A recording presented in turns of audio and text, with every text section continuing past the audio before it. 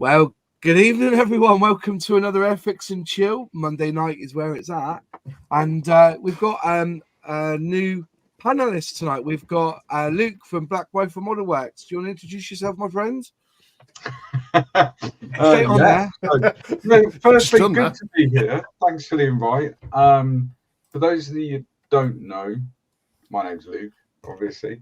I've been in the hobby about 10 years. Didn't do it as a child, found it as an adult. Run a YouTube channel and IPMS UK club called Black Rifle Model Works. That's about it. I was going to say I mainly build armor, but the last 5 builds have all been aircraft. Yeah. I build anything. The light. And the last one was a submarine, and I've never built a sub before either. Oh, that's easy. That's just 2 halves stuck together, though, isn't it? You know That's what I thought. It's not that easy. There's lots of bits on the outside and on the top. I said that once, right? That this is a submarine, two halves stuck together. Crumbs, did it trigger some comments? I've never said it. Yeah, I've never done a video about it again. But it was only what do they call it? A midget class, X class sub. So it's 35th scale, but it's not very big. Well, I did a video on the Airfix. I've only ever released, well, to my knowledge, one submarine, and it was the Trident ones, wasn't it?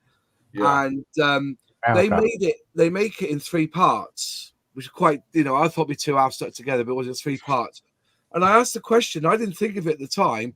The reason they've done it was so that people who want to build a diorama, all they have to do is join the 2 halves at the top together, leave the middle section out, and just float that on top of your diorama water.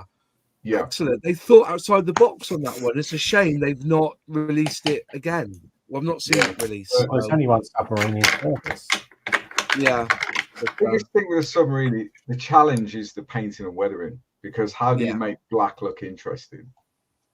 But I've done it. It looks all right.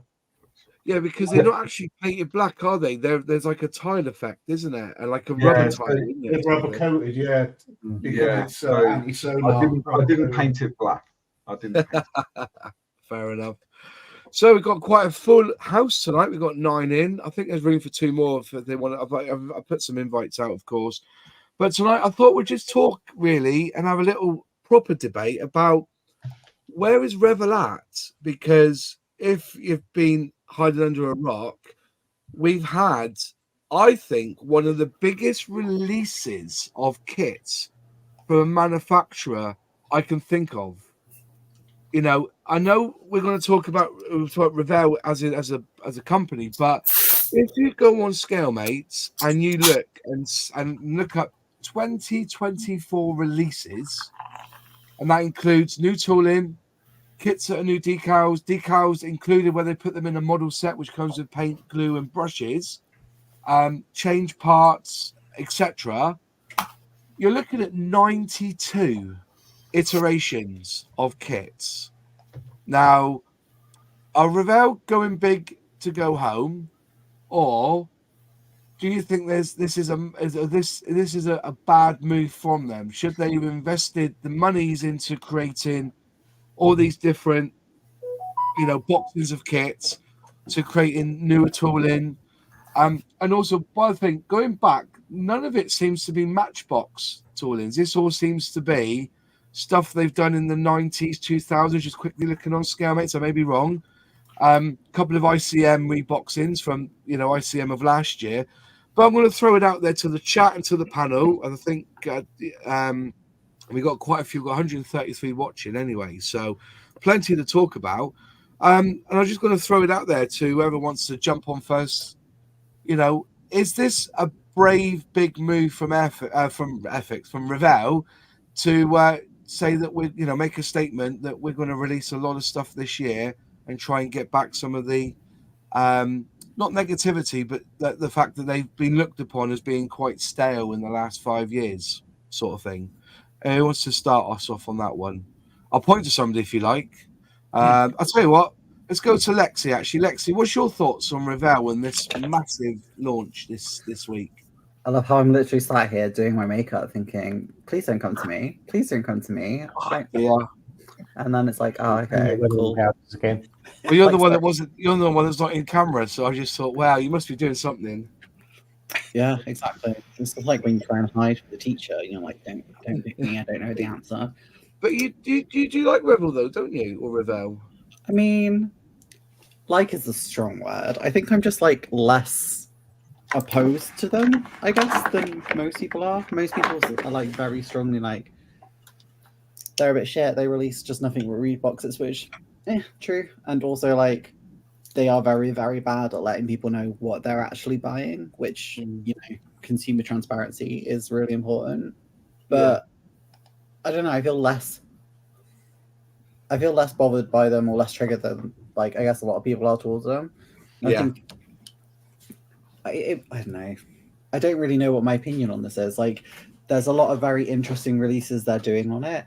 They are trying to like shift from their stand, at least at Telford. It's very much a shift towards unifying sort of the toy and model market, which like other manufacturers have done, but not to the same scale as Revell. So I think they're doing a smart move, but I don't really feel like I have any particular opinion towards it. I think it looks like a really solid lot of releases. I think they've just tried to really spread what they're doing and trying to appeal to all sectors, which is either going to like work really well or it'll just mean there's a lot of discount stuff next year. Okay, that's fair play. I could take a lot of that on board. Yeah, discount stuff. Yeah, I think they, as I said, I'm just going down through. I'll put the screen up in a minute from Scalemates, but they seem to have doubled up on a lot into just the model kit or into the model set. I do know of a handful of scale modelers who will only buy kits that come with the paints, if you know what I mean. Because all the paints that they need are there in the box. They don't have to go worrying about what other paints they need.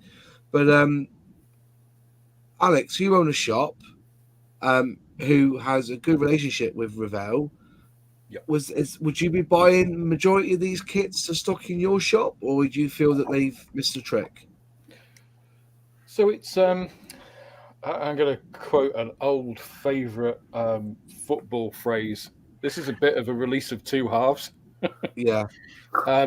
Because on the one hand, I mean, there aren't 90 odd releases if you actually look at it. It's a big release still. If you look through the catalogue, and you do have to be, and I think this is the case with Revell, right? It's caveat emptor. It's like you really have to be careful about what you're buying from them.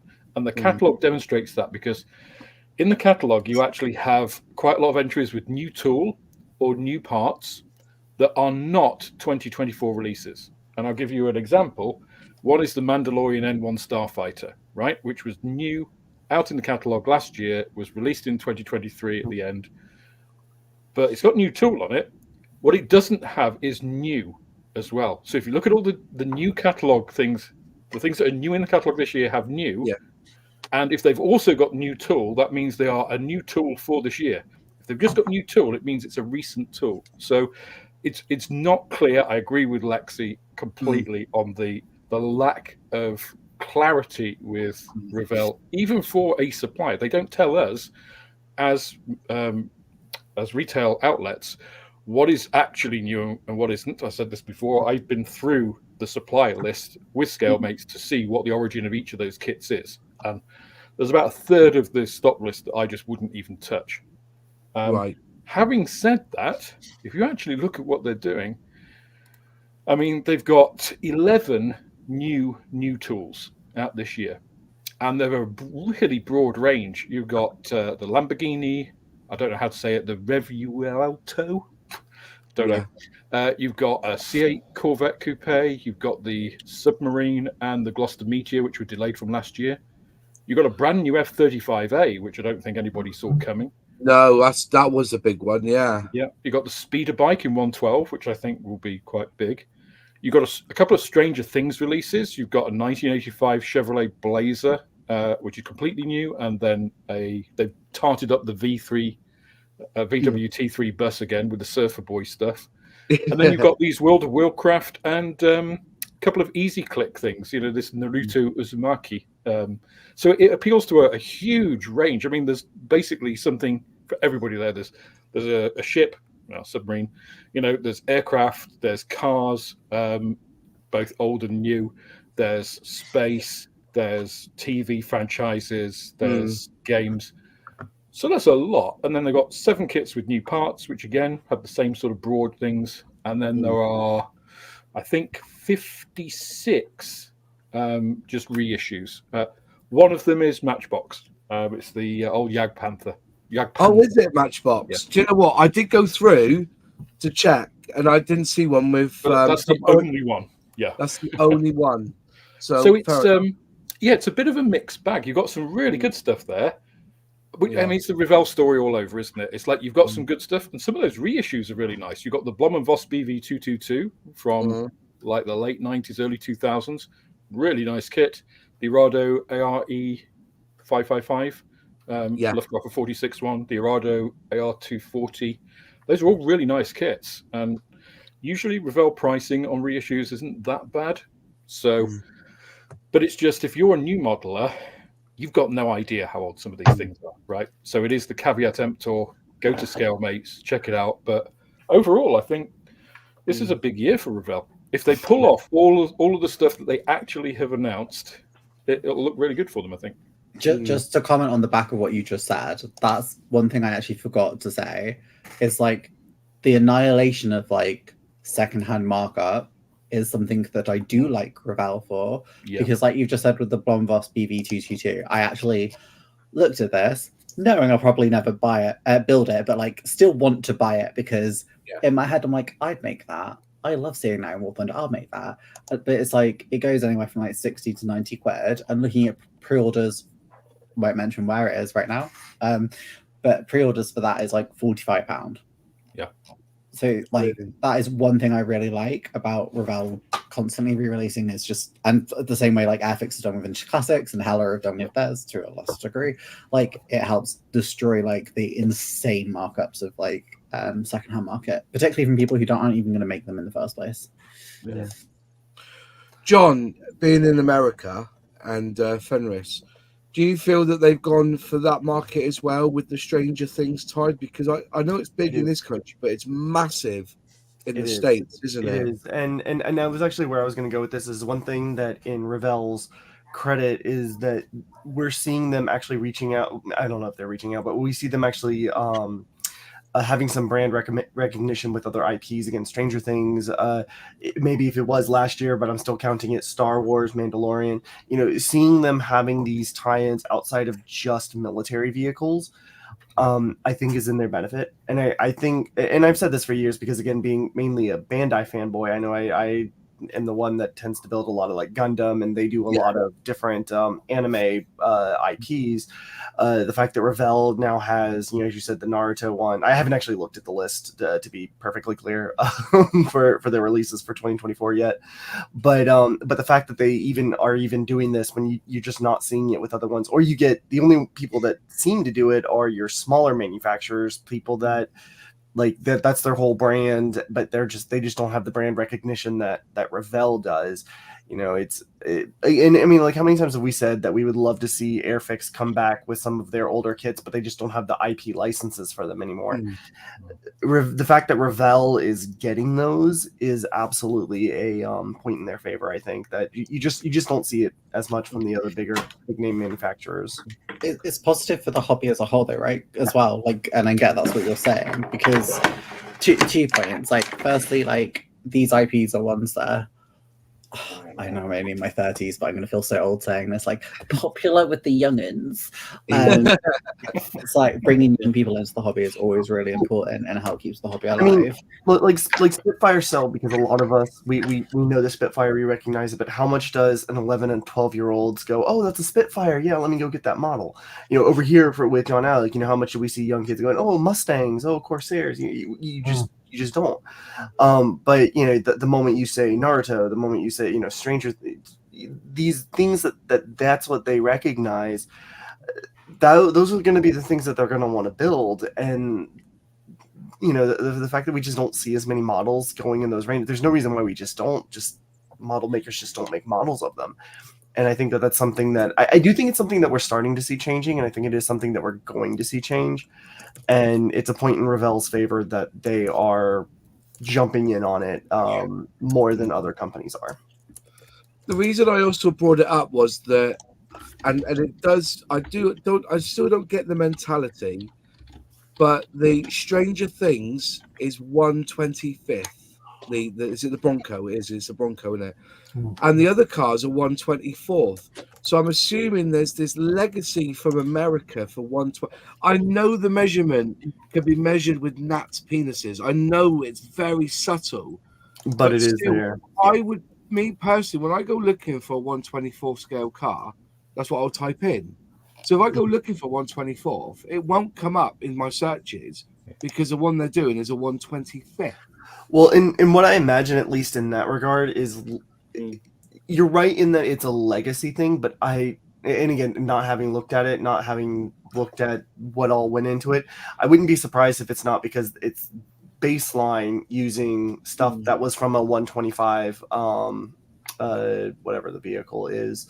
Initially it's rebranded as the Stranger Things version, so they've it's new tooled, it's new whatever, but they're using the old CAD designs from the 125th version. You know what I mean? Like that's why they're sticking at 125 is because they're relying on previous materials that were 125. I don't know if that's what they're doing, but I can see it being.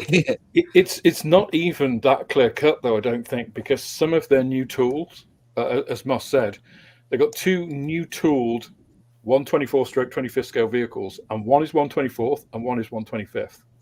Then if you look at some of their reissues, some of the old American ones are 1/24th and some of them are 1/25th. There's a Jeep which is 1/20. There is no seeming logic that I can see to it. It's really my best guess is that we're talking about Revell, and this is one of those weird divisions between Revell US and Revell Germany that unless you do the deep dive, it's hard to see the split. That's a guess, but it makes sense to me that would be where the disconnect is, because Revell has been muddy in its history for a very long time. Why they don't just draw a line under it and say, look, we'll just choose one, whoever more people turn up for the meeting on Monday morning, we'll vote 24th or 25th, and that'll be it, Yeah, just do what they used to do with like 176 scale stuff. Just sell it as 1/72 anyway. Just do that. Yeah, that was a troubled time. They were trying to get in with when I think it was when Heller actually had the brand, wasn't it? And they wanted to make all the 176s into 172s, and they rebranded them as such. And then all of a sudden they went back to 176 because they realized that a lot of the trainers, the train market, wanted those vehicles at 176, and they were put off thinking it's going to be too big for OO gauge. It's that mirror max, isn't it, between the two, and it's very difficult to it's definitely a choice. But as we were saying, I think that I don't with them going back to Matchbox, they can clearly have a point in their timeline of ownership. They can say anything pre Hornby Hobbies owned, we're going to call them vintage classic. Where with Revell, they've been bought and sold and bought others in, and other people have used their tools for so many years. I don't think there's a definitive timeline where they can say we're going to call this Revell classics, if you know what a Revell, and put like the Matchbox kits, or I don't see why they don't actually, instead of just doing like with their 172nd tanks and stuff, why don't you just call it Matchbox Classics? Because they do own the rights to Matchbox, the name. I'm sure they do, unless they've sold it on. So why they don't just say we've got? They might have sold it on Moss. Well, I can't see an ownership to it, and I've gone looking. Can anyone clarify that in the chat? I think they still own Matchbox rights. Yeah, because because remember that Matchbox, they sold the car parts on the die-cast side on, didn't they? Yeah. But that doesn't mean they didn't sell the Matchbox for the plastic side, because they can do that. I don't know. It's just a strange one. But Luke, going over to you, another F-35. Do we need another F-35? Because that means that every single one of the big teams have now got the F-35 in some guys in their range. Italy started it all back, didn't they? When they did a joint venture with Tamiya. And then all of a sudden now, over the last 4 years, every brand has got an F-35. Do we need another one? Isn't it like the modern Spitfire? Not, Yeah, so I it's that old. It is, isn't it? Salieri have 2 more new tools coming out of it today. This year as Do well. we need another whatever it is?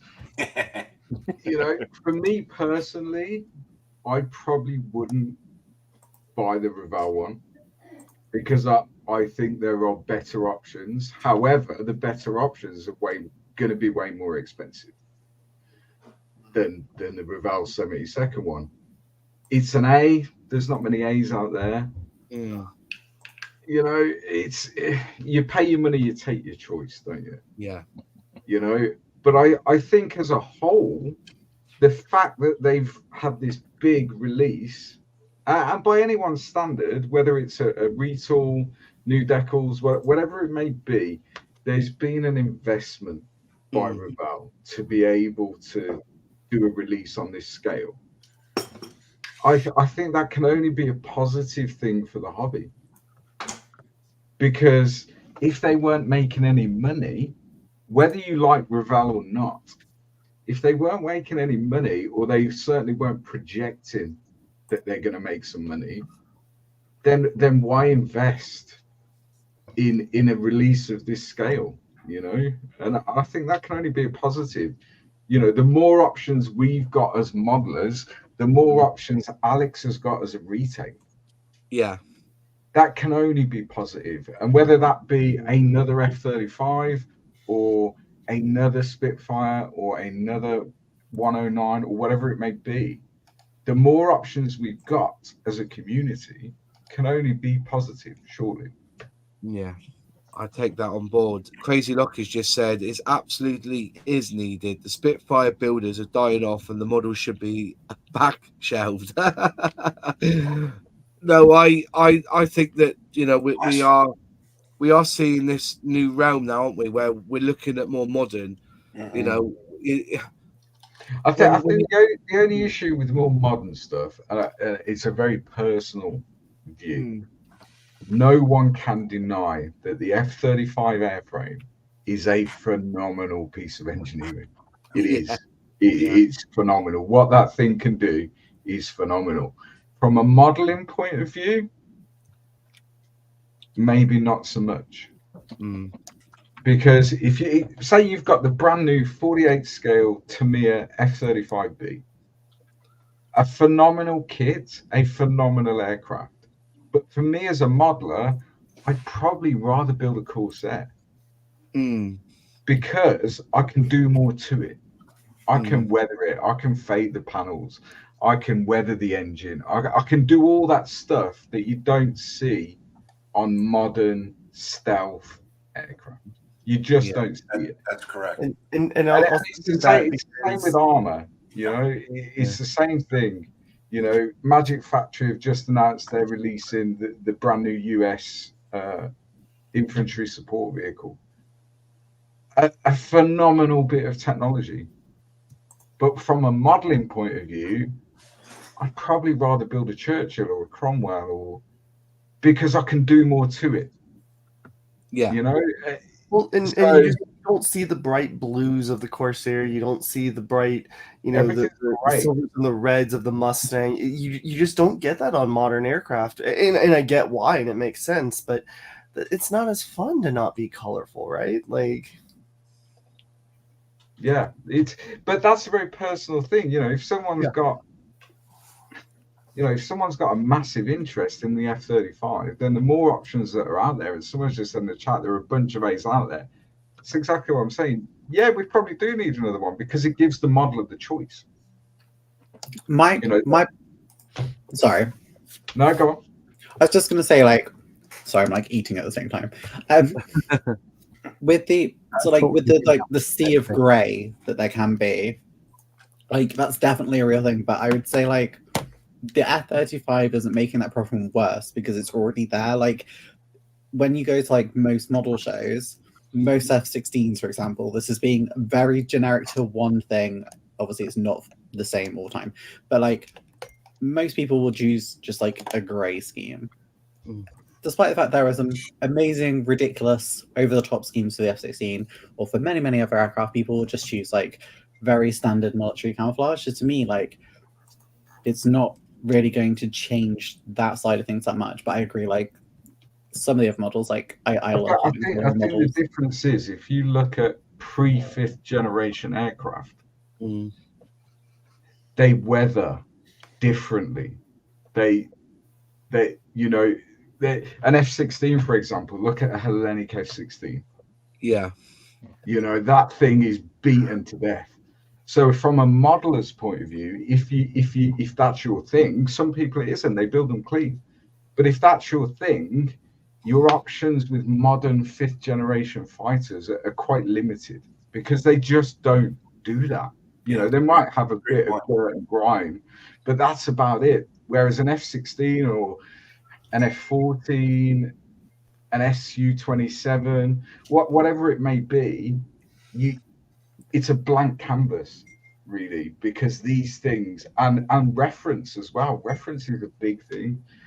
You know, there's so much reference out there for older jets and World War II props and all the rest of it. Well, yeah, there are pictures of the F-35, but not to the same level. You know, you won't get a walk around video of an F-35. That'd be quite rare, or it's going to show you very limited stuff because it's new, it's classified, and they're not going to share that stuff.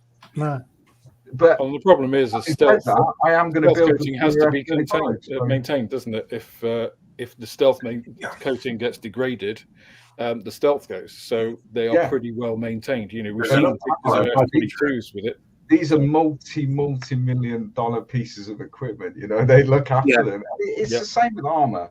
If you look at essentially a Challenger 3 as it is now, pretty much, with all the upgrades on it, although it's not yet called that thing is looked after. That's a multi-million-pound piece of military hardware.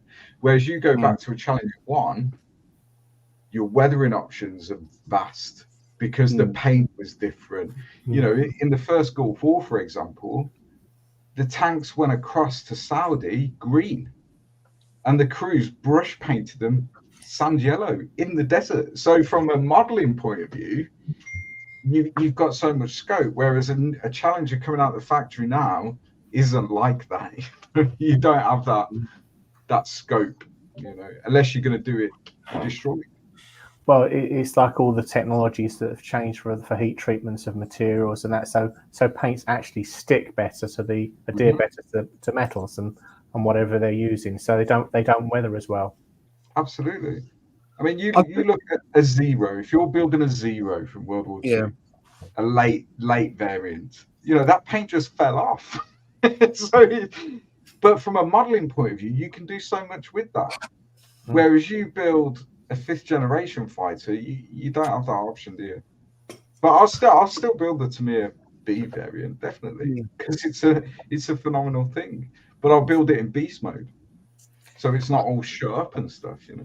I think the other thing that Moss just put the Russell comment on is that airframes now, and you know, tanks and stuff, their expected service life is measured in decades, whereas I mean, in World War II, the evolution of technology, I mean, I think at the beginning of the war was pretty much completely obsolete by halfway through, and almost always by the end of it. You know, the thing that started off, the Spitfire Mark 18 didn't look really anything like the Spitfire Mark 1. You know, whereas the 50s and 60s, you had this huge leap of jet technology and all these amazing prototypes and stuff. Then it started to get a bit more, you know, not mainstreamed, but you started to get like the F-16 and the F-15, which had longer service lives and still in service now, but they've gone various block upgrades through there. Whereas now the F-35, I mean, will probably be an F-35, and it'll have software updates. It'll have lots of, you know, glass stuff, which, you know, you won't really see any external differences at all. Or special coatings. 30, 40 years. And like the turnaround from that is that they're being developed to last for so many more years. The development time takes much longer as well. So you're just not getting the number of crafts being developed the way that we used to as well. Yeah, absolutely. Can I just jump in a little bit, because you know, we talk about the F-35 now. The biggest thing I've ever seen or the debates that I've seen over this F-35 it's always been the ram tape, isn't it? Everybody's mucking and moaning on how it should be done. Should it be a decal? Should it be impressed in the plastic itself? I've seen that debate rolling on, but you've got to remember that this kit is 34 quid for a 1/72 scale. So yeah, about $40. Yeah. So on the pricey end, allegedly it comes with a book, which is so last year. Coins from Airfix is where it's at now, baby. I've got the collection. I've had every single one they've done. You know, I've got a proper display case and everything for it. But £34, you know, I think that's a lot of money. I reckon it's probably that much because that's about what the others are. If you get an Academy one, it's about that. The Tamiya one, £36 you can get it for, but RRP is 40. So I reckon they priced it for the market rather than actually what it costs. Yeah. Well, if it has got, if the Revell one has got ram tape, it'll be, you know, it's going to be cartograph. You know, it's going to be thin. So. Yeah. But so the Eurofighter is 100 quid with the book, isn't it? Mm. So you know, but for £34, that's a lot of money for that kit. That is a lot of money for that kit. It is, isn't it? You know, but that's Revell in a nutshell again, isn't it? They do these, you know, they do some really nice stuff, but they do some just crazy, wacky things that you just think, what are they thinking of? I mean, you know from last time that we brought up that Eurofighter book combo that I'm always here to like dump on that kit because that is an insane kit that has no justification to exist. I'm very excited to buy it for £20 in like 2 years' time. Yeah, because I mean they're selling the 1/32 scale twin seat F-18, which is a huge. I mean, literally the box is like this. That's 45 quid. It's like you can get two of those for the price of that 72nd scale Eurofighter. It just and possibly you end up in hospital after building it because it's literally got corrections on every page with the instructions. Which is why it's 45 quid. Yeah. As I said, you know, if you look at it, see, I was just going to go back to one of the comments that was raised before because I say, if you do want a question, ask a question. And we'll get it up to ask. It's like lots of releases, but how good are some of the re-releases? Are they all good, or should some be avoided at all costs? Well, we know that, you know, if you're looking at, you've got to use Scalemates as your Alamac. You have to use, Alamac, isn't it? You have to use it because at the end of the day, that's you're going to see the truth on Scalemates because you cannot hide ages of tools if you go looking. And I recommend when I do my inbox reviews, I always mention the scalemates.com as my guide on when they're released. It depends on what you're expecting. I think Airfix, and I'm going to use Airfix as an example with the vintage classics. You know that the tooling's old because it's branded is exactly what it says on the tin. And they price it relatively. To be fair, they've not had to make it. They don't have to make a lot of money on these tools, do they now? Because basically the tool's already been paid for. So what they're making the money on should be the plastic. So, you know, Airfix set their prices, I think, very keen. I think the cheapest vintage classic is £6.99. And the later ones are around about the £14 mark.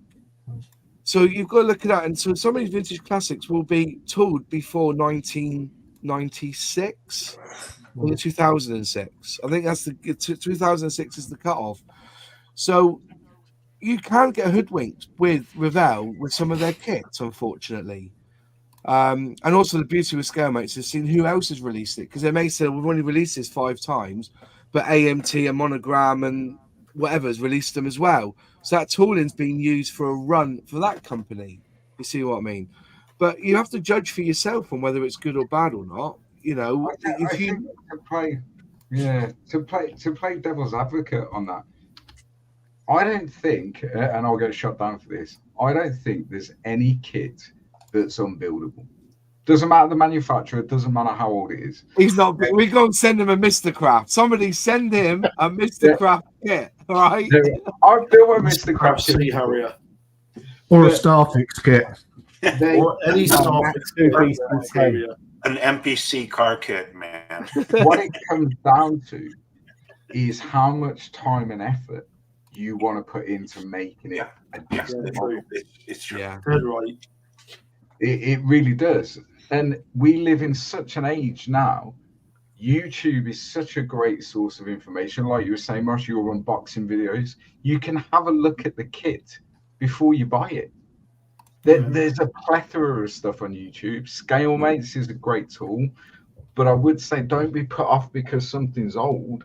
It can still be a great kit. It's it's an old kit, like the Walker Bulldog you've just finished, Mars. Yeah.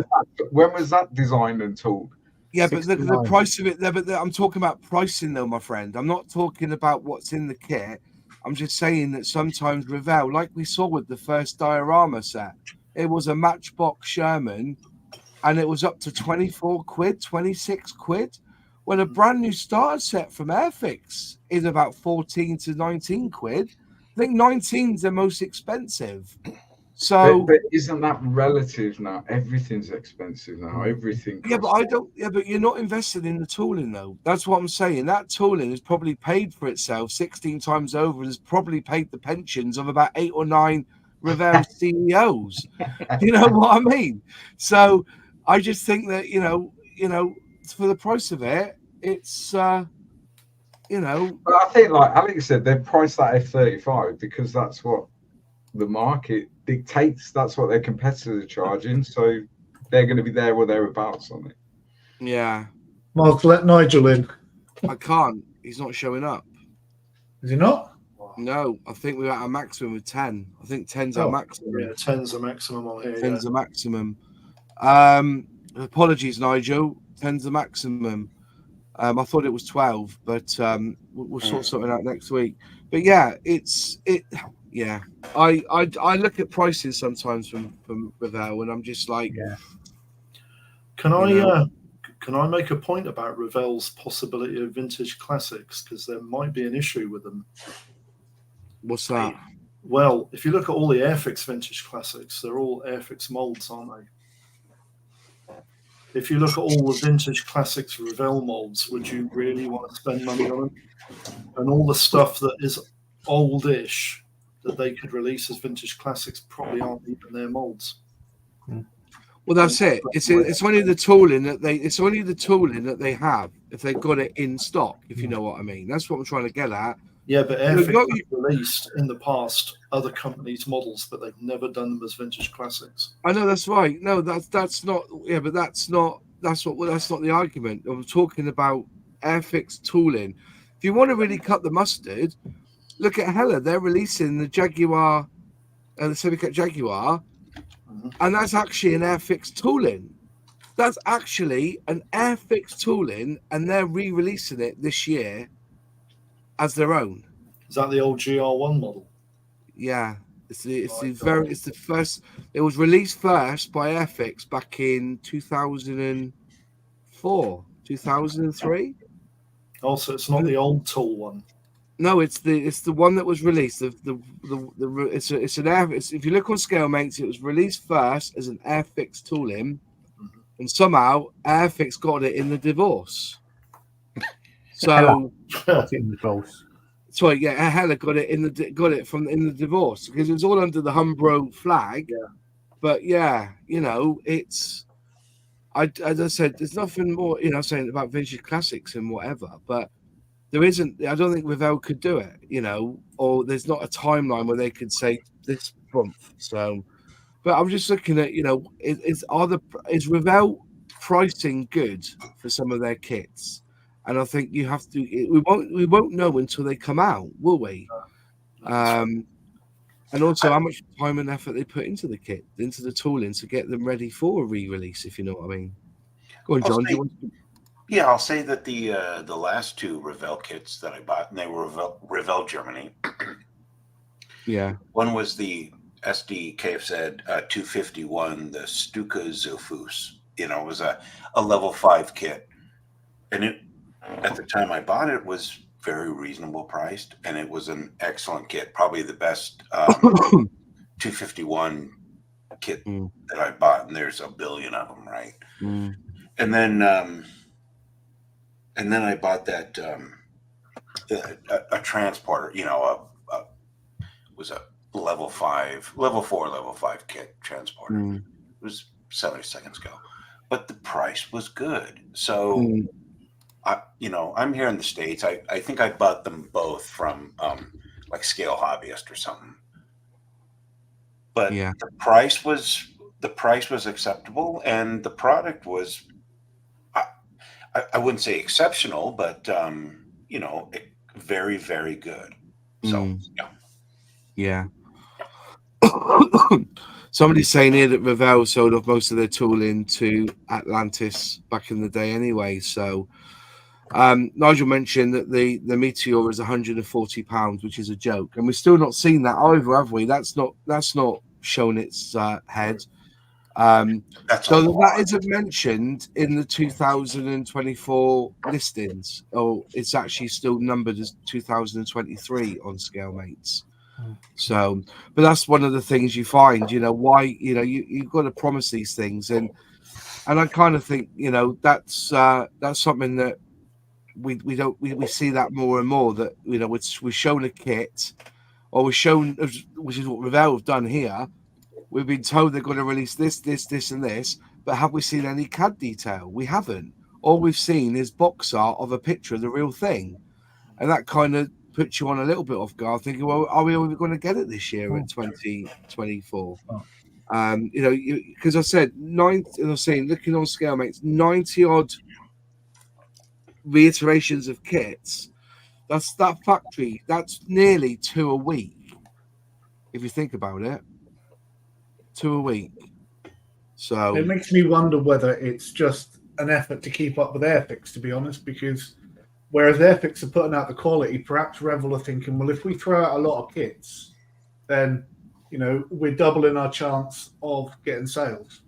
If we do it in a broad enough spectrum, then there's going to be something that appeals to everybody somewhere along that line. So, to be fair, though, I'm not sure they're looking at Airfix in that way, because if you look at their releases, I mean, they do a very broad release that actually Airfix can't compete with. They do a lot of 1/144 scale civilian aircraft, for instance. There's quite a lot of those being released this year. Some with new parts, some are just straight reissues. We're also doing 1/144 scale fighters and stuff, which again, Airfix doesn't really participate in that. They have they do go big, as we mentioned at the beginning, into franchises. They had the whole James Bond stuff last year. Star Wars has been an enduring one. Star Trek. Yep, Star Trek. They've had tie-ins with games, and again, they've got World of Warcraft this year. So they do have this sort of broad range. I think they're just looking for what are the market opportunities. We're not going to go head to head with, Airfix and Tamiya and stuff. We're going to get these, I think they use ICM as kind of that bit of like, we can compete with some of this stuff by filling some holes with these ICM kits. But they are doing some nice tools as well that put into their, cars, 124s and 124, 25th, whichever you want. But they've always been quite big in the car market, which is something that Airfix hasn't been until quite recently with the 143 stuff.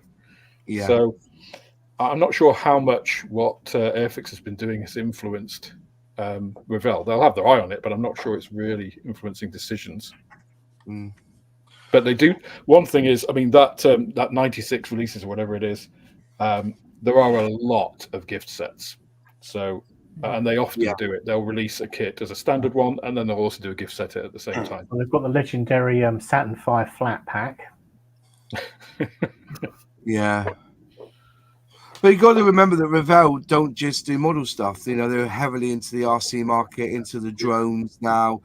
I've done a few of their 3D puzzles just for the kick, because they've been a couple of quid at Audi in the past, if you know what I mean, or Lidl, and I picked them up.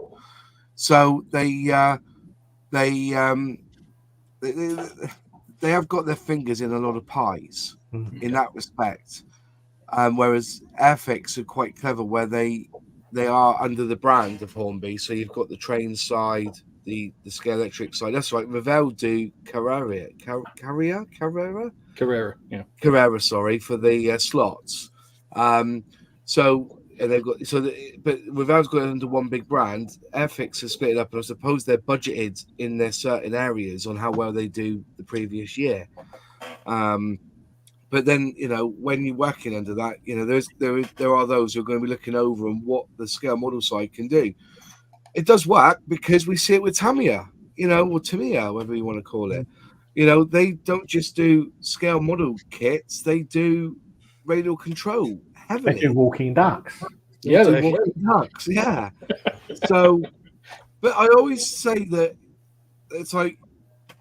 One with all with what Revell's doing, again, they haven't released any armor, have they, this year? New tooled. They did it last year, did they, or the year before that? So are they concentrating on winged? You see what I mean? The only thing they have is a 1/72 scale Leopard. They've got the 2 A7V, which has new parts, but they've got nothing brand new tool. No. Yeah. I think there was a new Jagdpanzer last year. Was there not a Sparwagen with new parts attached to it? That was a 2023 release. This is the whole new parts piece. If it doesn't have new as well as the new parts, then I've got you. Wayne Welly's just said quickly, Revell does what's it called? I can't find the comment now. Where is it? He said that they do advent calendars of kits. Can I just say, I like the idea. I've got one here. I've got the tractor here as an advent calendar. It's just a kit, and you get the parts out, but you can't build the kit as you go. It doesn't work like that.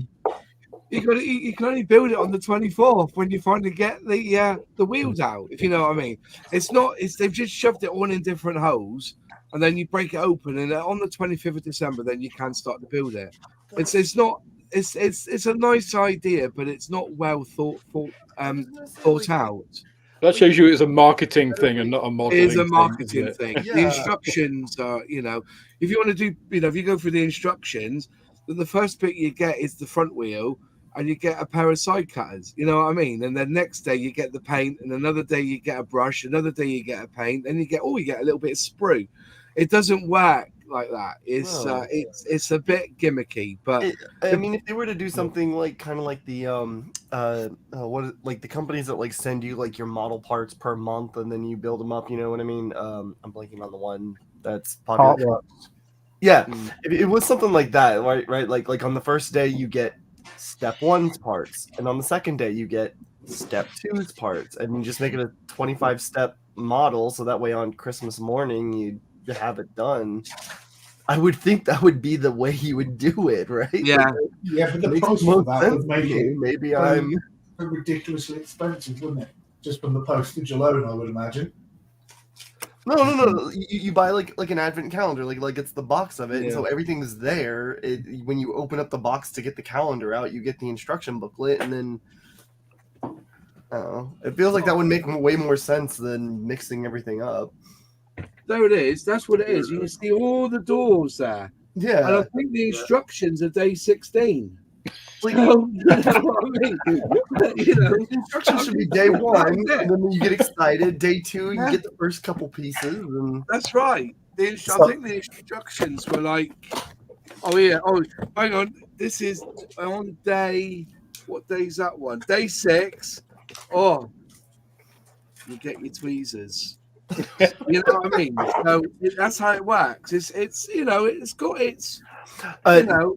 To answer Nigel's question that just popped up, all of the Lego Advent calendars that I've had do the build day by day, so it would follow the logical way. So yeah, I feel like someone like had a really good idea of that Advent calendar, and then got to like the deadline point and really fucking phoned it in and just went, "Yeah, that'll do. We'll just shove it in random boxes," because they clearly we got to ship it. We got to ship it. Go. It's the same way that Maserati build cars. You know, it's just like it is okay. Yeah. Imagine some Ferrari engines. Russell, just so that you know about the history of Airfix quick builds, this is the situation. This is what I was told from the horse's mouth, that they got into a deal with Lego to create realistic models using the Lego system. And then as they were into production, Lego pulled out, literally. So there was never going to be a baby at the end of it. So they said, well, we've got the tool in here. Let's just carry on. And that's what they did. So they brought out the Lego. Yeah. So Lego, you know, and to be fair, I'm going to be honest. When I build a quick build, and I give these quick builds out to all my friends, okay, they make the best Secret Santa gifts you can ever. I'm being serious here, because a lot of them don't want to build a kit with the glue and the plastic, the glue and the paint, but you get a realistic looking model. When you build a Lego model, it's like looking at Minecraft, isn't it? You know, it's all block, but you get nice curves and everything. So that's what happened. That Lego pulled out. This is what I was told allegedly, was that they pulled out, but they already had the tools together and away they went. So there you go. That's the story behind that. So they didn't like the concept of them that they would be doing war. That was always I heard that rumor, but I've never had that confirmed, to be honest, James. Yeah, don't Lego have a policy regarding war machines that they will never... they won't do anything. They won't do anything modern war. But then they'll do a Death Star that killed our planet. What's all that about then? Yeah, they did a and they charge you £1,000 for the privilege. It killed Princess Leia's home planet. But that's not a modern conflict. That was a long time ago in a galaxy. Oh yeah, I forgot. That was before the episodes went in order, wasn't it? When it was episode 4. They can also have like Lego Voldemort, who literally was just like proxy Nazis. So like very weird choices. Yeah. You know. Well, that thing about the Lego doing modern warfare, it sort of like came to head when they were going to release a Technic version of the Osprey, and they pulled out. They withdrew it at the very last minute. Some people got their advanced copies of the kit. Other people didn't get it. I just can't buy that they wouldn't do that as modern warfare. I tell you what, mate, if there was a gang coming around our house now trying to pillage in my house, the first thing I'd do is chuck a bucket load of Lego right on my front doorstep. They're never going to get through that, are they? You know what I mean? Kills when you step on that stuff, you know? So, but yeah, as I said, yeah, that's the reason why they pulled out, and that was it. So they carried on. And to be fair, I think it's a good brand, Quick Build. I advise to anyone, if you go into a Secret Santa for your or you've got like a works do and you've got to do give each other little presents.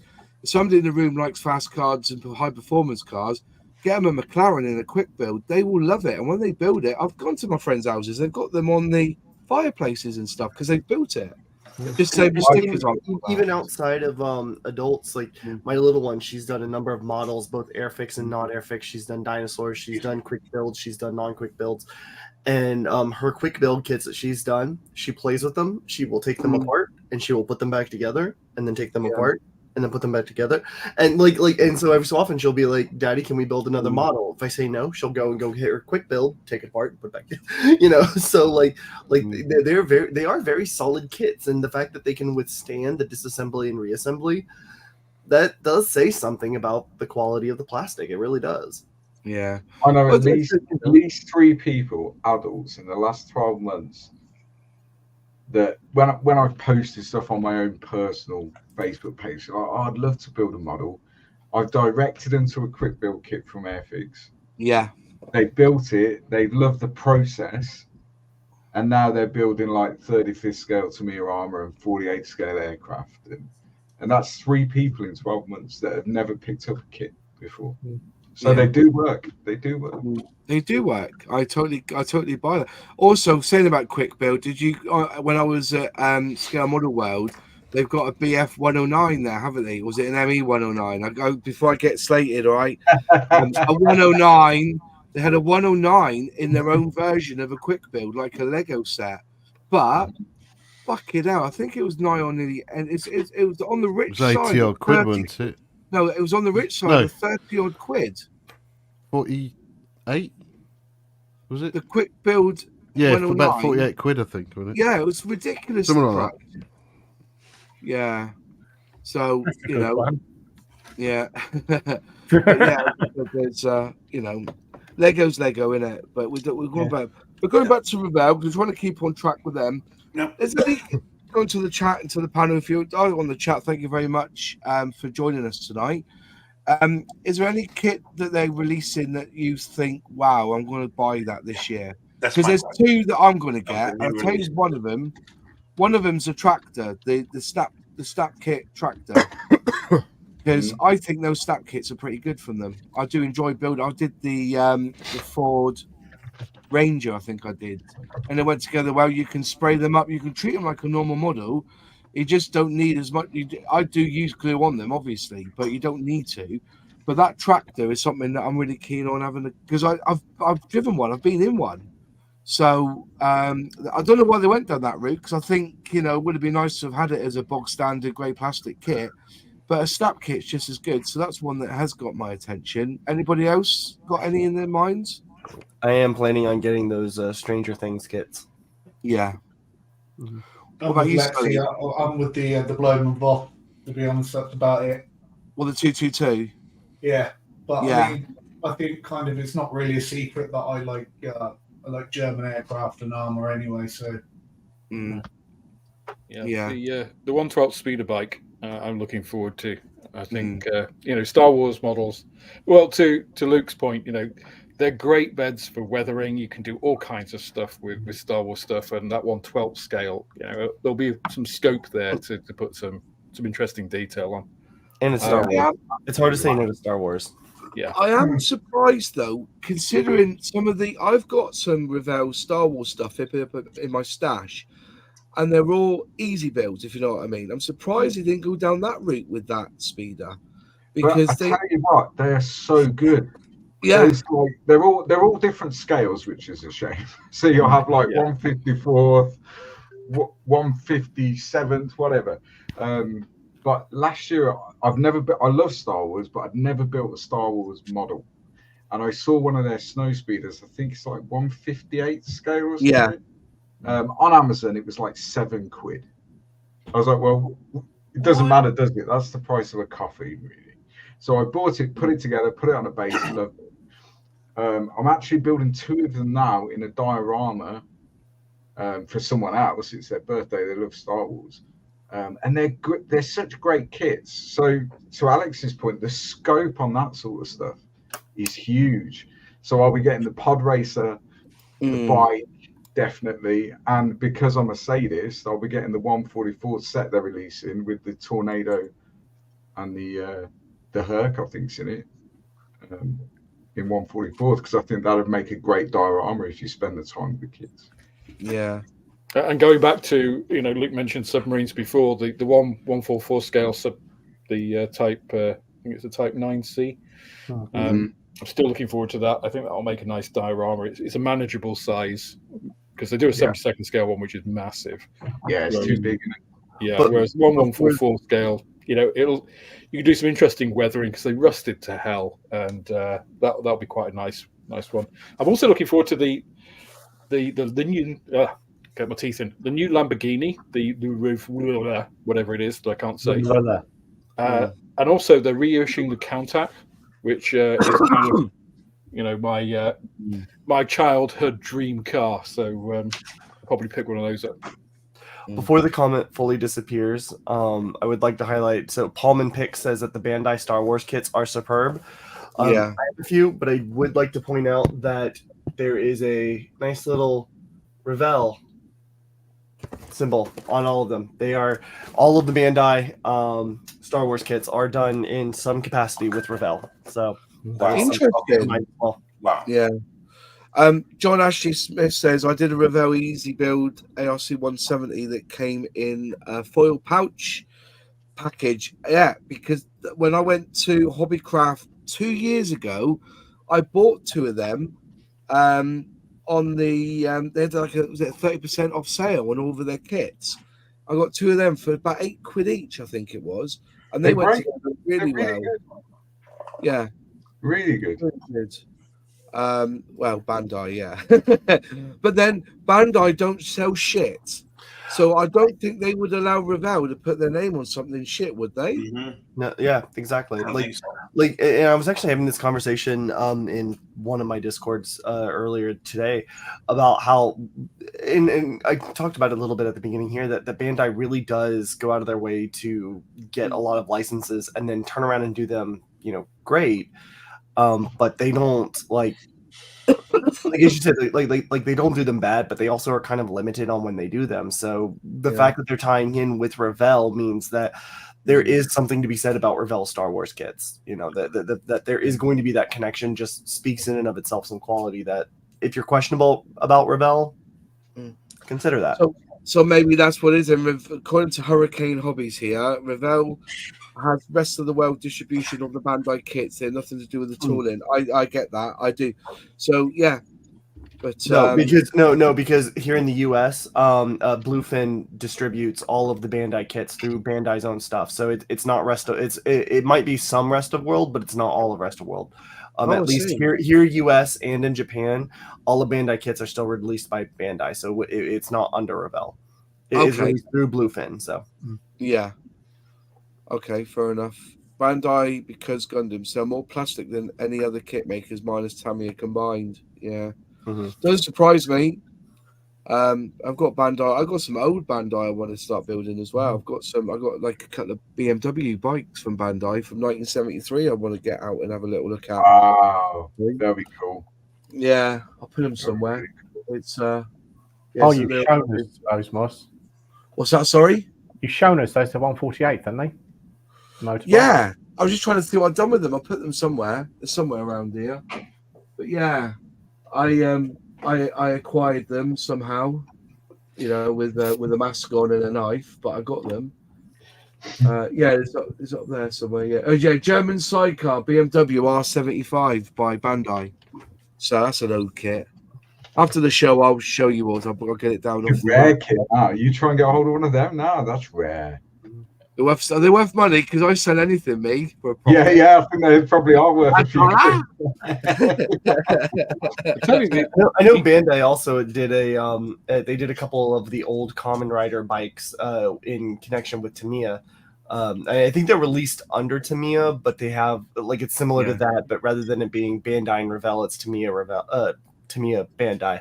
But I've been wanting to get my hands on those. They're from 70, I want to say it's 79. 78, something like that. Yeah. You mentioned Tamiya if anyone's got an Edelweiss tank from Bandai in their stash somewhere, drop me an email. But you mentioned Tamiya there, Fenris. What's interesting to me as well is that Revell are releasing a 48 scale Dornier DO335. The only people that have ever tooled that are Tamiya. Yeah. So I presume it's a Tamiya tooling, as it's a reissue. It's just down as new, not new with new parts or anything. And I don't think Revell have typically reissued Tamiya kits before. So again, interesting. They do seem to have a really good department at reaching out to other companies and getting these relationships. Yeah. So, well, if they've got that distribution, because remember, there's Revell Germany and Revell America, isn't there? Revell USA. So I presume that there's some sort of link there. So I would imagine because they've got the two sort of headquarters, if you like, Revell Germany, Revell USA, their distribution network must be immense. Well, so what it was, they were originally one company that then had two headquarters. One I don't remember which one got sold from the initial one, but essentially they did actually become two completely legal separate entities, not having a similar ownership. They built their own networks throughout the years. And then there's been times where they've been both bought out by companies. There's been times that only one or the other has been bought out. And my current understanding, and this may have changed, I think Alex may be able to correct me on this, or anybody really, but I think currently Revell Germany has recently bought out Revell USA, so they do now fully hold all Revell again. Yeah, but it's only been in the last 2 or 3 years that Revell has been fully reunited under one true banner. Like it's But then a long time they were officially separate. And that True One banner is an investment company, so it's not actually. Yeah. But I mean that's the True One banner is actually being under the same investment company as opposed to being under two different investment companies. As a retailer, Alex, how are they to deal with? Revell are the easiest company to deal with. They have the best terms and the best margins. So when you see Revell in like every shop and, even not model shops, there's a reason for that. So I think the business side is pretty good. On the flip side of that, and I've said this before, Airfix, who are one of my favorite companies in terms of making models, what they're doing and stuff, is the worst to deal with. So, and then all of the others kind of fit in somewhere in between. But Revell are really easy to deal with. Dealings with Games Workshop? Thankfully not. Yeah, that's what I've heard. Yeah, they're brutal. Yeah, to retail independent Games Workshop store, don't. No, they're too demanding because they require certain floor space and stuff, and then if you're successful, they'll just put a Warhammer shop in your location. So so I play Warhammer 40k, but I play at an independent gaming center, so it's basically like a converted warehouse, and at the front of the warehouse is the shop, basically, and they carry all the paint ranges, but they carry a massive stock of Games Workshop stuff, as well as like Star Wars Legion and various other game systems. And speaking to the guy that owns that, he was like, they are the worst company to deal with from a business point of view. Their products are great, but from a business point of view, he has headaches dealing with them. Yeah. And you're right. That's why you don't apparently Amazon. You don't see much Warhammer on Amazon from other distributors or anything. It's all directly from Games Workshop now, isn't it? So, yeah, I can see that being an issue. Anyway, Sully, you be quiet tonight. I see you disappeared. Have you got any thoughts on the Revell kit? Anything that you fancy? He's making his cup of tea now, isn't he? He's gone to the get some tea and Bickies. He's been caught short. He's been caught short. Or he's gone to a brewing and Bicky. More weathering on that gannet that he's built, the bastard, honestly. And everybody now, just put your gannets away. Sully's done it. You know what I mean? That's it. Man. Done, I'll never put a gannet because I don't know that I could ever. Nigel, Lexi's gone, apparently. Thanks for coming on tonight, Lexi. Really appreciate your input again. Jump So Nigel wants to pop in. Nigel. He can pop in now. So let's So say I'm grilling Alex a little bit because it interests me about the retailer's standpoint. Am I correct in saying, Alex, that you are not necessarily sort of profit focused with your store? So you wouldn't just stock Revell because the margin's good. It's kits that you would recommend. Yeah, so I have limited Revell stock. So the stuff that sells really well with Revell is their accessories, the glue. I sold out. I've got to reorder again. And they do some, they expand the ranges of what I'm able to do. So Star Wars stuff, Star Trek stuff, all the kind of space and sci-fi stuff. They got some nice boats like the the PT-160 or whatever it was they did, the fast boat they did last year. So stuff like that. And but yeah, as I said, I went through the list and there's a lot that I've got in red. Are just like, I'll never order any of this. But that's good, isn't it? So to go back to that question that was in the chat earlier about, how do I know it's a good kit if it's an old tool or whatever? If you've got a store like yours, go and speak to the people in the shop. Yeah. Because they'll tell you. Yeah, but this was the point we made last week. Yeah. About the shopping Moving and what's not. Yeah, you have to be able to add value. And talk to the man is really important. Yeah. Because, if you are just profit oriented, your customers are going to know that after the first couple of kits they buy, and you think, well, this is a pile of junk. I'm not going to go back to that shop or not going to trust that guy again. So you're not adding that value. But yeah, if you actually do add that value, then people will come back and people will trust what you say. And for me, as you know, a retailer, but just as a modeler, those are the best conversations, right? I love it when we've had those discussions and people go away and I ask when they come back, how did you get on? And they've enjoyed something and they want to do their next kit. And, you know, that's one of the best bits of the job. You know, it's not like a job then. It's just like talking with your friends about models. Yeah. That must be a horrible job. I can't imagine something that's so awful as that. Having to talk to people, or Well, no, I mean getting paid to do something you love. That must be terrible. Yeah. Yeah, except for when he had to deal with that flood and Oh yeah, that was turning it from fair. a gambler's nest into a model shop. Yeah, all it has to do now is so I had a really good day on Saturday. It only has to do that every single day and it will be viable. You know, I get that. Start opening up to the druids.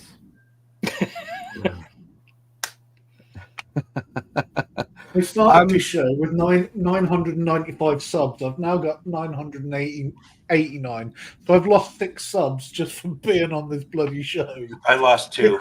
Oh, did we not warn you, Tam? That happens every time. Yeah, every time. Is it really? Oh my!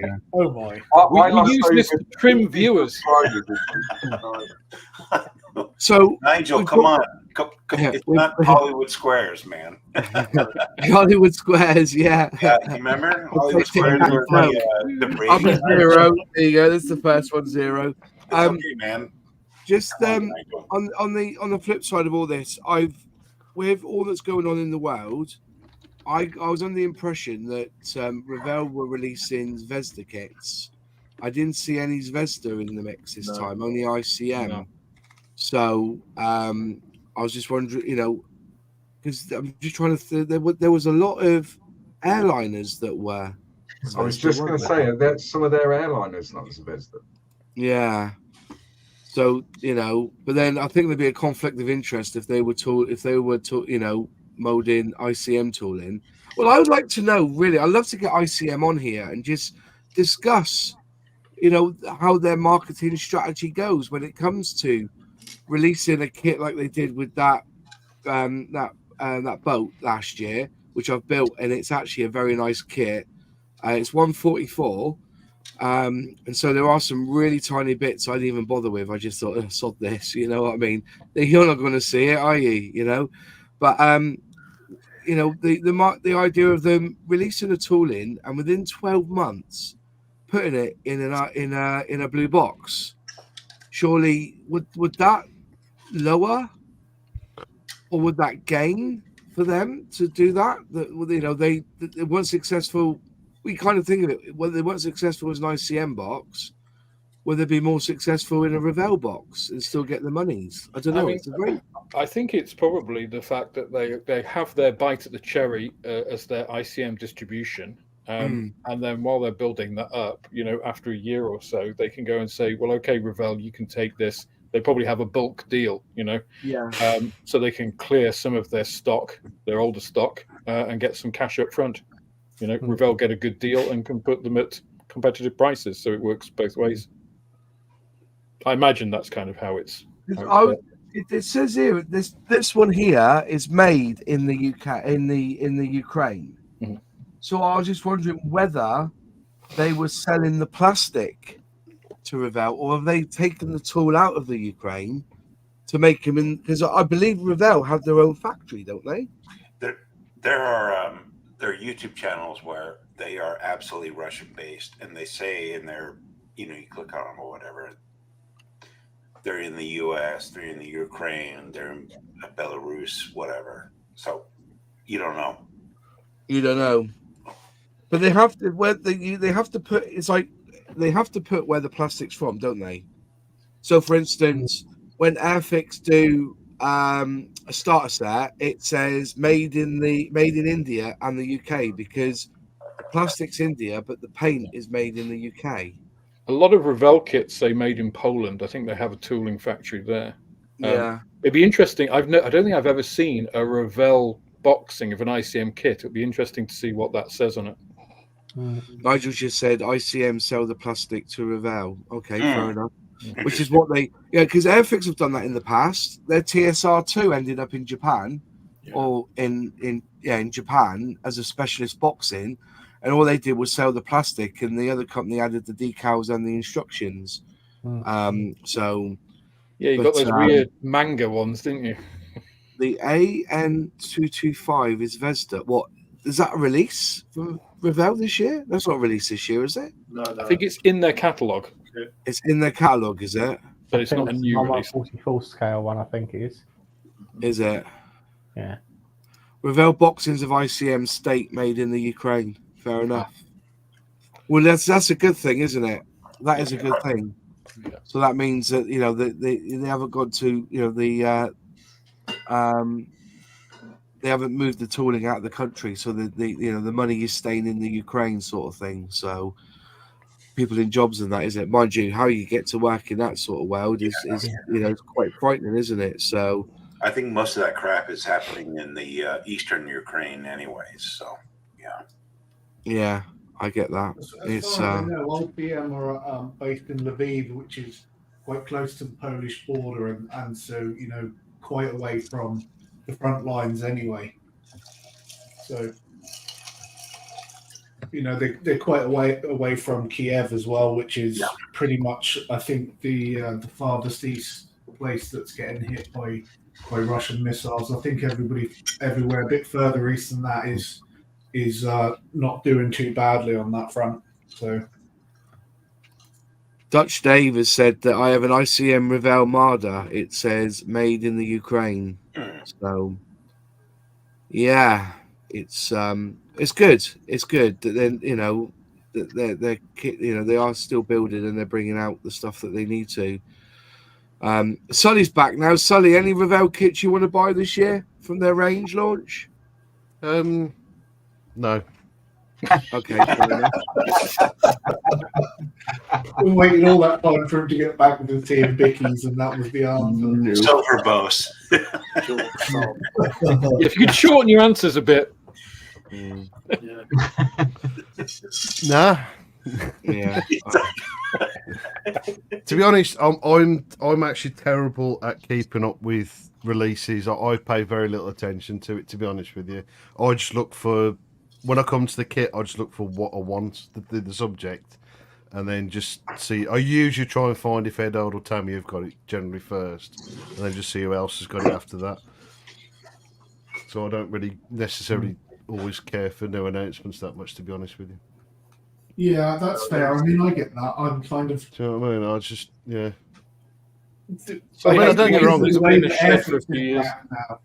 That it's kind of where they've made it a yearly thing, and it's everybody knows that in the first, second, or third week of January you're getting your Airfix announcement. Whereas the other companies don't. There's no fix like, oh, the new Revell catalogue will come out in this week, in this month. There's no set thing with the Atelieri category or the catalogue or the Tamiya catalogue. So the fact that it's a fixed thing with Airfix means everybody knows when it is and they look for it. Whereas the rest of like I'm with Sully, I don't generally look out for any of the release catalogues or anything like that.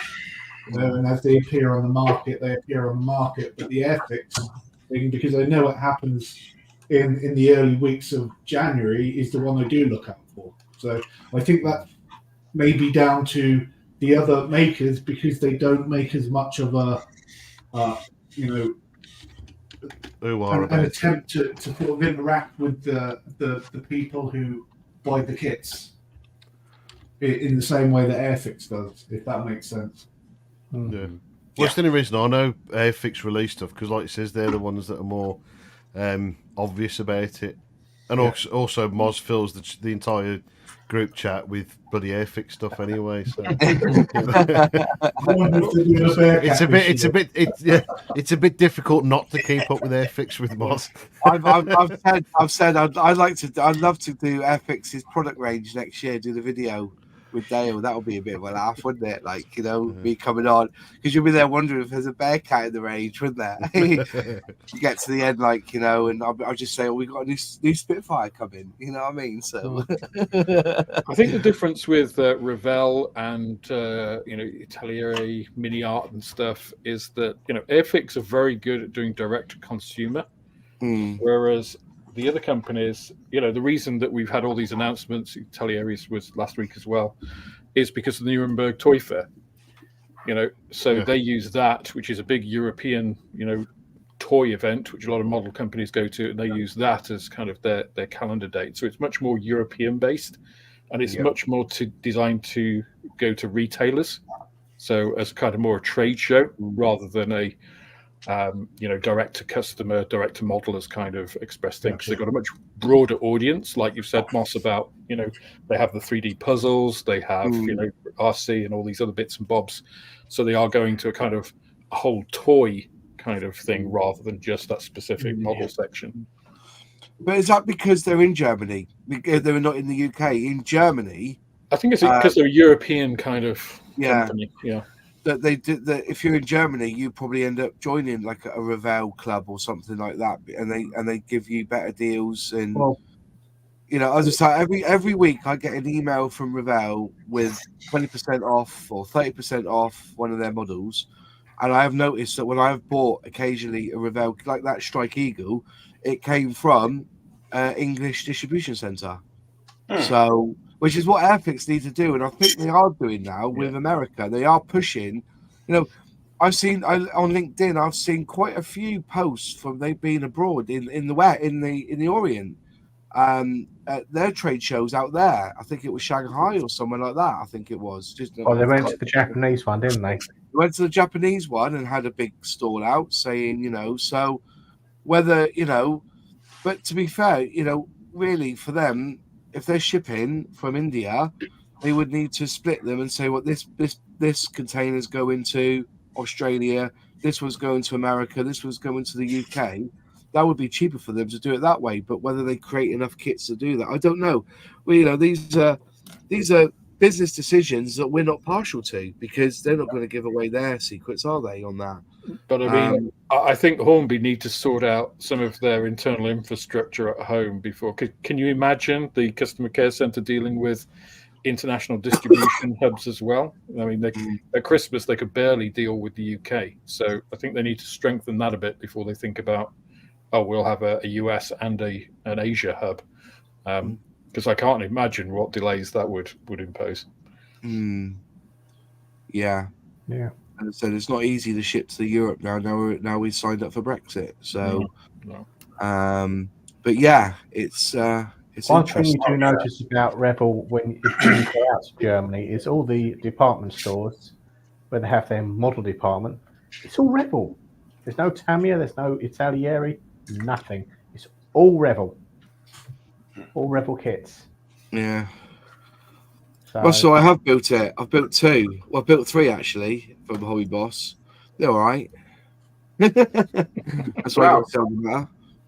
Following your introduction of me to the Bearcat, I'd never heard of the Bearcat. Never heard of it. Piss off. Come I on. may last week have ordered the Hobby Boss Bearcat.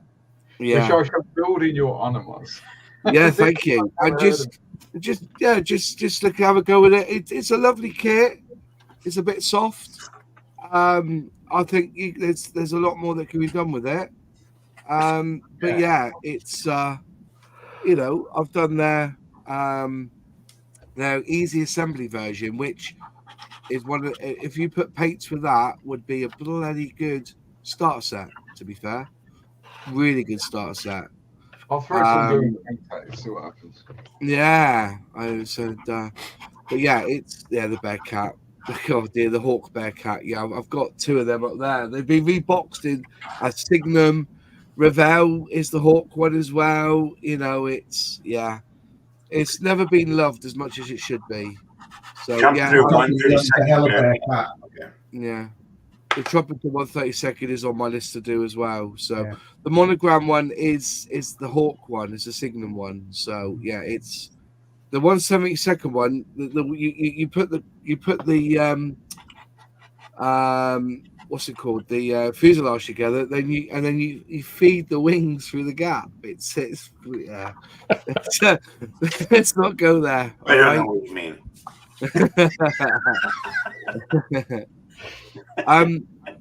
So we'll talk about anyway. At the positives, I think, as I said from the very beginning, I think to go out with a bang like this with a lot of kits, and like we said, we don't hear from many other manufacturers, unfortunately, in this realm. Hella did it last year, but they haven't done anything this year. But did any of their new toolings that they said they were going to bring out in 2023 hit the shelves? No. Was it the E2C didn't come out, did it? Was it E2C? That didn't come out. No. With the dome on top, that never came out, did it? The Citra never came out. I don't even think the diorama sheets, for the road came out either. And that, how hard is that to engineer? A road.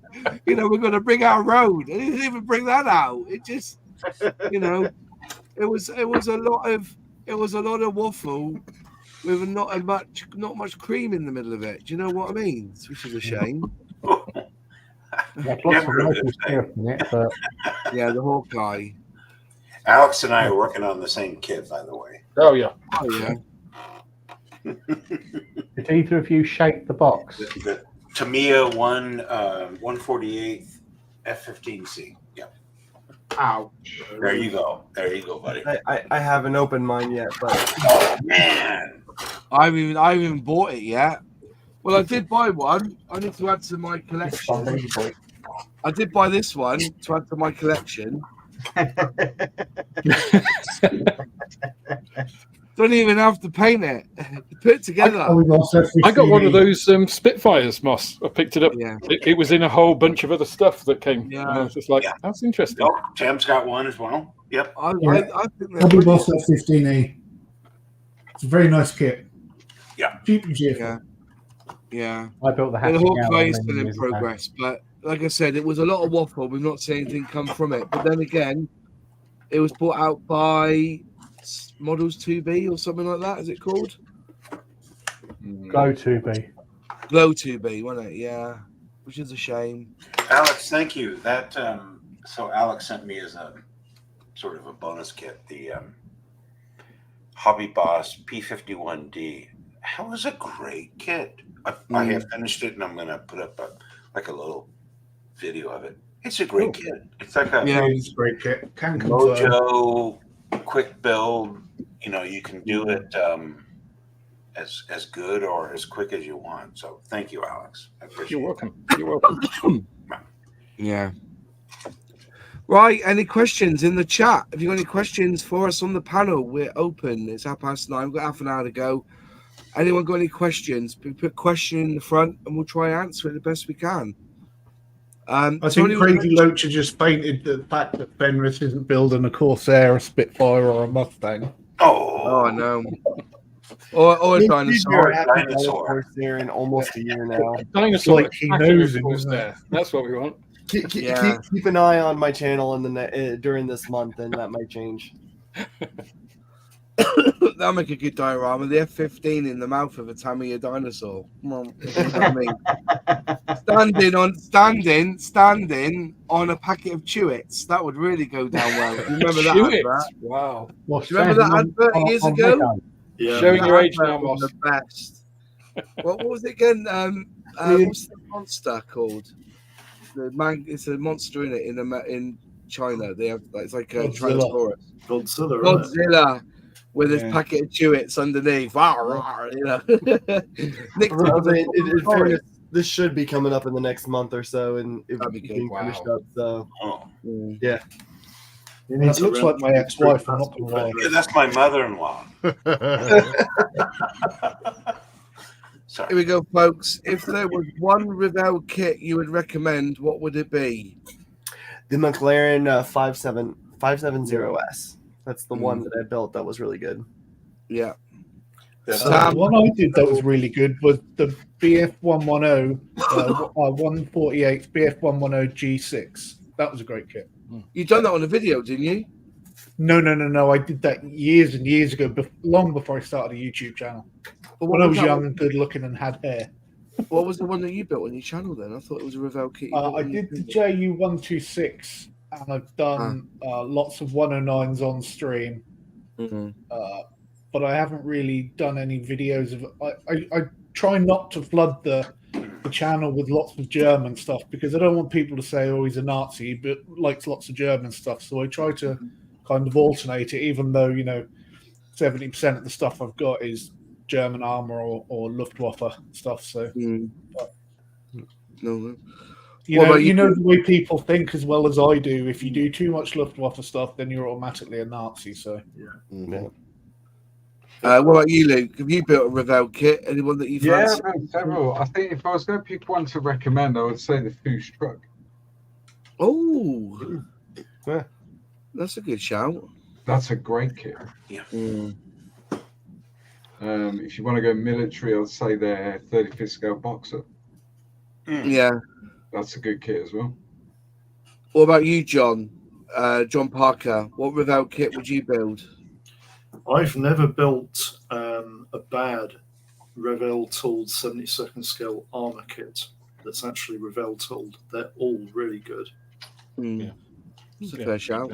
In particular, the T90, the Russian T90 tank, is excellent. Rubber band tracks. Do you know any of the 72nd scale Luftwaffe aircraft that they did around the late 90s, early 2000s? So the HE-177, they did the Focke-Wulf 200 Condor, the BV-222. They did a whole bunch of Luftwaffe 46 stuff. All of those toolings were really nice and really unusual subjects that people hadn't really done. I mean, the Condor was an aircraft I love, and the only one really was the old Revell one, which was terrible. And then they made the new one. And it was just like, this is fantastic. So any of those tools. Yeah. Well, you, James. Probably I'd say the Avro Shackleton, the new one, the newest one. one. Oh, you built that one, have you? The MR3. Oh, I didn't know that. Yeah. Not the frog one. Definitely not the frog one. No. But the because it literally needs a ton of weight in it, but it looks stunning. What about you, John Alec? Revell kit that you would want to build? Or recommend? So that I don't know the year, but it's the SDKFZ 251 Stuka Zafus. So it has the 3 mortars on each side. Mortar launch system on it. Oh my god, that was a great kit. I loved it. It's got a prominent place in my display cabinet. That was so. If you build 251s, it's a great kit. Yeah. What scale was that, John? 1/35. Yeah. It was 35th. Yeah. What about you, Sully? Any kit that you recommend? No. No, that's not true. People be thinking we've got a bet on tonight that Sully can only answer yes or no. Sully, you sound like my wife when I ask her where she wants to go for dinner. I've got part this too. I've got a bit of a cold. No, to be fair, the space will be an issue in a way with these two. The 32nd scale Mark. I want to say Mark II Spitfire. I think it's a Mark II. That was a good one. And 48 scale 110, which also was a good build actually. And with you, again, it's the same with the sort of the issue I've had with Airfix for a number of years. They just don't necessarily do anything I'm interested in. That's usually my issue with them. I'm not saying they're bad, do you know what I mean? It's just that they just don't do stuff I'm overly interested in. That's why I says I usually look at Tamiya Radar because they usually do something I'm more into. Well, I'm going to recommend.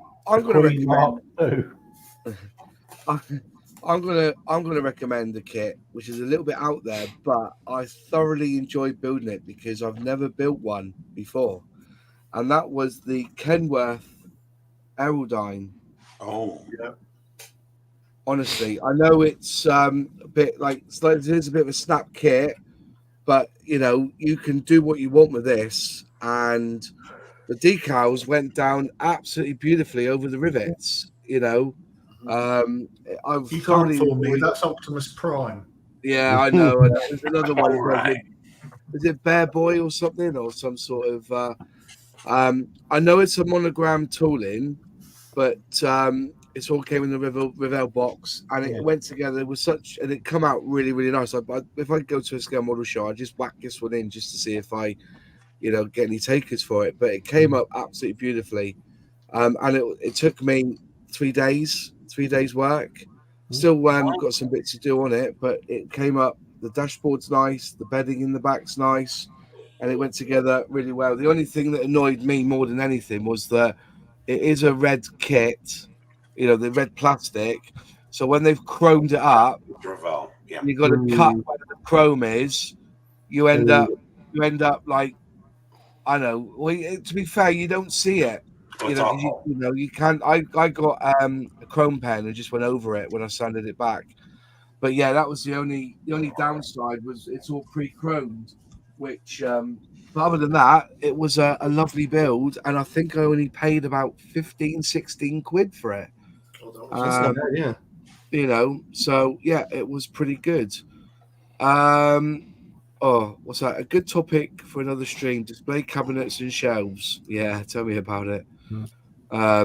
Yeah, I don't have them in the house really. I've got them up in the library on show, and I got them in boxes. So yeah. The problem is that she tells me that Dennis has got them up there and all. Yeah. In my office. Somebody asked a question. Has Airfix released the B1B yet? Now, I got that last few months back, so I've been wanting to build that Rockwell B1B. It's there, and that's on my bench. That's got to be soon. I'm going to start building that. The tooling, I've been told, is in Margate, but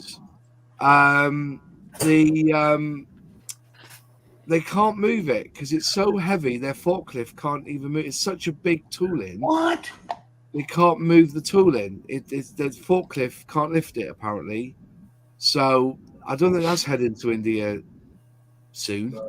But it'd be nice if they did. Yeah, I know it's monogram, mate. But I just, for me, it was the last load it's has been to get it in this country is Revell. So, but yeah, it's still in Margate, that tool, and it's massive, and their forklift can't lift it. So whether that ends up in India, I don't know, but it'll be good. It would be good if they did that. Fortunately, I saw one. This is what got me was if you saw my Substack, I wrote about it, and it was somebody wanted 100 quid for it, and I had about 90 in my pocket. I didn't buy it. Then when I went to Scale Model World, somebody offered it to me for 50, and I just ripped his hand off for it. Because you go on eBay now, they're serious money, but the box is massive. It's a big bird, to be fair. Yeah. That B1B Rockwell is massive. So, yeah. It's the same with the E3, isn't it? The Airfix E3 Century. That's a lot of money on eBay too. But there's a lot of talk about the SAM missile set. Now they brought out the Bloodhound. Why don't they bring out the SAM missile? But they can't. Because the tooling was destroyed. Yeah. Destroyed. So that's why if you see them on eBay now, they're about 100 quid. Yeah. Well, they say it's destroyed because we were told for years they won't release that bloody bomb bug, and they bloody well did, didn't they? So, but I've been told on good authority that the tooling is actually properly missing. So unless it gets reboxed in a hella boxing in the future, I don't know. So, yeah, definitely. Divorce offering. Oh, yeah. I just think it's shit. If Helen saw, that, but then again, that gives every onus on Airfix to retool a Jaguar, doesn't it? If Helen's now releasing their old version, it gives them every Humbrol re-released their Jaguar Green. Remember? It was a couple of years ago. Yeah. some folks are trying to do that that Jaguar, and they're like, "Oh man, racing green, it's gone." Did they solve that problem? I don't know. No. I don't know. Oh, I mean, it's the only way you can do one of those Jaguars is in that racing green. So Yeah, apparently it didn't sell well, so it was just consolidated when they had to reformulate to get rid of Miko. Why? It's just weird, bizarre choice. I did a video on it because that was what got me when they released the new Jaguar as a starter set. I was building the 1 to 32nd scale starter set version. I wanted to, and the challenge for me was a starter set challenge, but I could only use aerosol cans. And I looked everywhere trying to find the Jaguar British Racing Green in an aerosol can, and I was told it was they removed it. But what they did also tell was they were removing it from every part of the range, the British Racing Green. And I said, well, that's a bit fucking stupid, isn't it? Because you're just releasing a starter set with British Racing Green. Yeah. Then I get an email, oh, we have got the British Racing Green coming back in our acrylic pot range. Oh yeah, in their dropper bottles. But it made me laugh, that did. I thought, Airfix releasing a Jaguar in British Racing Green, and you're not even going to sell the paint? Give over. Yeah. We're playing that. Apparently, with Facebook, Hella had some tooling problems, slow deliveries of the modes from the tooling makers. Well, it's all made in China. All the best toolers are in China now, aren't they? That's what I've been told. Yeah, that's right. Yeah, you went around Florida looking for me, and there was one company that had it. And then when one company sent me some, and it wasn't even. It was called Keen 2XL, which is a company. I'm trying to think of the company that Airfix use now for their paints. What was the company called they use for their paints? What's the company that Airfix use for their paints?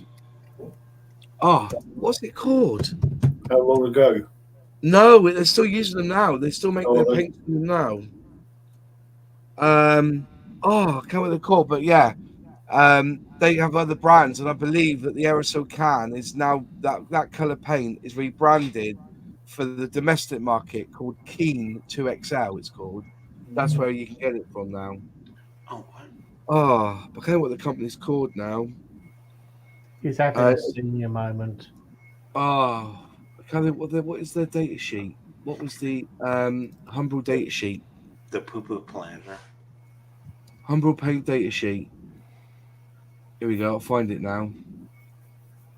Right, where is it? It'll load up on me now and tell me what the company is. Rustins. Rustins make Humbrol paint. And they got a company called Keen. I've got one here.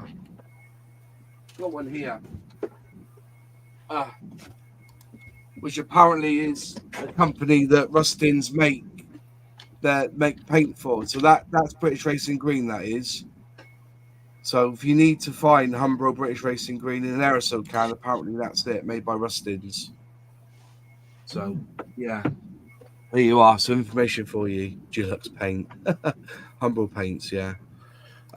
First world problems, Moz. Yeah, definitely. Yeah, there was loads of it going on. We just couldn't get the British Racing Green. We're in the middle of doing a build for this challenge, and in the end, I did get one from a company in Blackpool. A model shop in Blackpool had a couple of cans left over, so I bought the whole lot, and then just did that build on it. So, but anyway, so positivity tonight about Revell. I think it's nice to see. I don't think any company's going to be worried.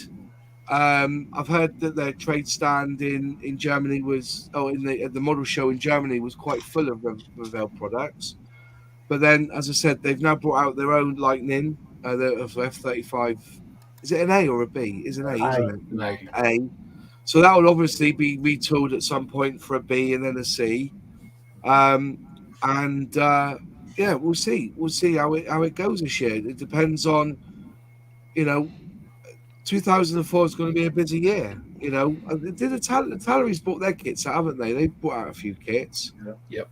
ICM have brought theirs out. Revell's now mentioned it. Mini Art, they've done what they've always done. They just announce kits when they're ready to go to market. Nothing from Academy yet, I don't think. Yeah. Nothing from Hobby Boss or Trumpeter. No, those will be with the Chinese New Year. That'll be the end of February, will it? Yeah. Yeah. We always do those a bit later. But it would be nice if they did do what's it called? Their own announcement. But then again, I don't think announcements are going to be the thing for the future for Airfix. I think they're just going to release kits ready to go to market during the year to add to it. So, but as I said, it'd be nice. The year's just started, so there's going to be other tooling that's going to come out and hit us, and hopefully we'll be here to discuss it when we see it. But yeah, any other points on Revell? Anybody got any final thoughts on Revell? Anyone? No. Well, fair enough then. I've got nothing more to add, really. A bit quiet. Yeah, Rustin's it's called. It's Rustin's Paint. If you go and get any of the safety data sheets for Humbrol Paint, there's a big Rustin's symbol on the data sheet. So that's how. And Rustin's make all sorts. So Rustin's has been an iconic British paint brand for years. Remember creosote? Remember creosote in your fence in the summer? Yeah. Ella. Yeah, you can't. I remember using creosote when I used to work on the football pitches to burn the white lines in during the season. You used to put creosote on the grass to kill it, and then you would then paint over that and leave it a couple of days for it to kill the grass, and then you would put the white line around on the football pitch. I'm surprised you're still here, Moz, after doing that. Well, this is what I'm saying about that. You're talking about Miko in enamel paint. You know, all these old scale modelers who were brought up on enamel paint, almost drinking the stuff. They're still here, and then they go and ban it, and then it causes everyone a nightmare, doesn't it? Yeah. The thing is, it's about. I think Matt from Model Minutes has also said this. It's about scale of risk, and Miko is one component that was changed from I think it was from an irritant to a potential carcinogen under EC classification. Therefore, you would have to literally drink the stuff, or like be exposed to it so much to increase your risk of cancer by, even if you say you doubled a specific cancer risk, that would be like from 0.0001 to 0.00002. You're still more likely to get hit by a bus. Yeah. So, it's a bit of an overreaction, definitely. I mean, I won't bore you with my day job, but most substances, including production pharmaceuticals, if you have enough of it, it will fuck you up. Yeah, no kidding. Well, I can almost guarantee that Alex said, it's all about scale. It's how much you ingest or whatever. Now, I use lacquers all the time. I do wear a respirator. I've got a spray booth and all that stuff. But I also vape. The chances are the vaping and the 20 years of smoking before I started vaping has probably done more damage than the tiny amount of lacquer paint that on my paint. Yeah. Right. Well, and I can almost guarantee you that most people here probably ingest poison daily, because caffeine is actually it's a really nasty substance. If you actually get pure chemical caffeine, it's a poison. No poison whatsoever. Well, I've basically done sheet metal work, and I used to grind titanium. Yeah. Lovely. I remember being at college back in 1996, and they were banning MDF in America.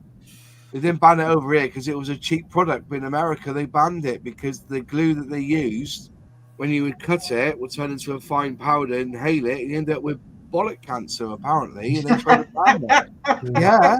Have you seen the Tamiya jar? It says, known to cause cancer in California. And I thought, well, it's okay, I'm not in California. Yeah. And it's your fault. Well, I'm okay. You can't take that label with any seriousness because you so much as look at a thing that says that over here. So, Well, and yet you have Mountain Dew. Barbecue. Yeah. But isn't it bizarre? So they banned MDF because of the glue, and yet some of the shit they spray on their crops. Do you know what I mean? That when people eat, you can still use paraquat. And they used Agent Orange, didn't they? Yeah. Honestly, it's always something to scare you, isn't it? You know, it's like, well, how Edwina Curry survived that back in the day. I think it was a special relationship with John Major. That's what it was, yeah. There were the wrong eggs being fertilized somewhere. You know what I mean? Yeah. Dude, that guy was the mental images. Honestly, I remember it. We've had so many scares, you know. But it's true. It's like when Donald Trump was tweeting, why is it when people drink Diet Coke they're still fat? You know what I mean? Because they have it with a Big Mac. That would be me. Yeah. I'll have a Big Mac. I'll have a Big Mac's large fries and an extra bacon double cheeseburger, but I'll have Diet Fanta. Yeah. Well, I think so. You know when the UK brought in the sugar tax. Yeah.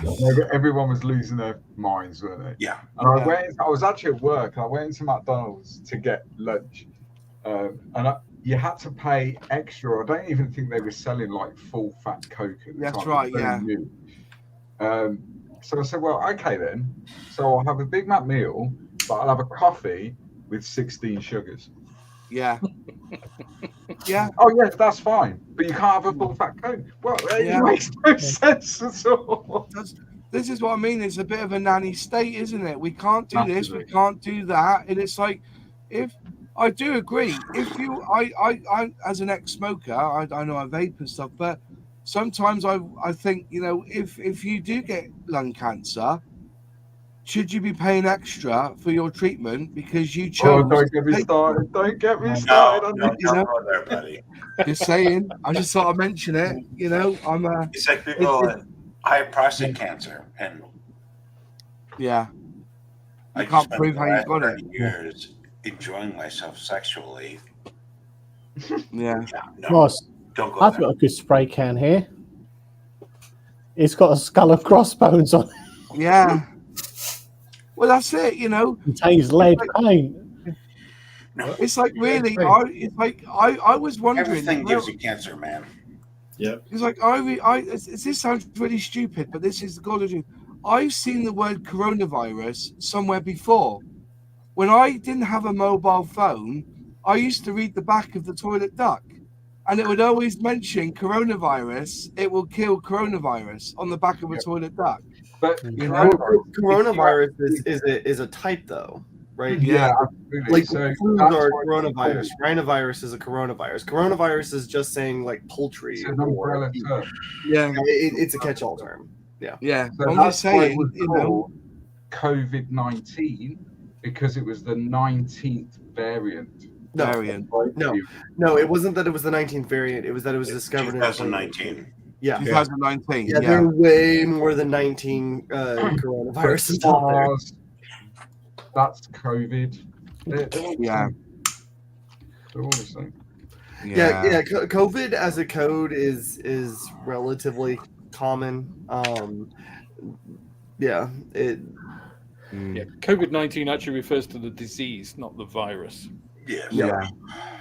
That's what I'm just saying. It was just, I'm just saying it's just one of those.